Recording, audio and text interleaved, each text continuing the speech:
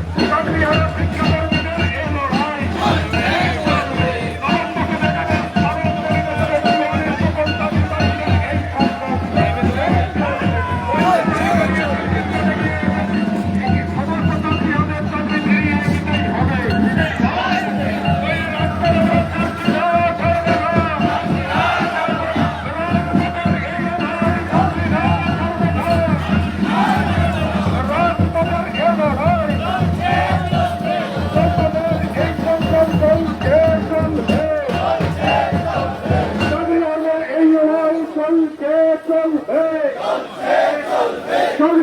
মহাসংগ্রাম চলছে, চলবে। শহীদ পরিবারের এই সংগ্রাম চলছে, চলবে।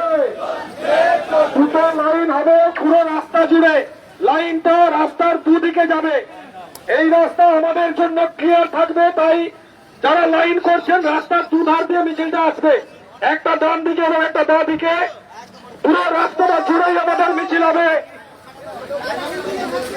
শুধু ব্যানারটা যারা এসেছে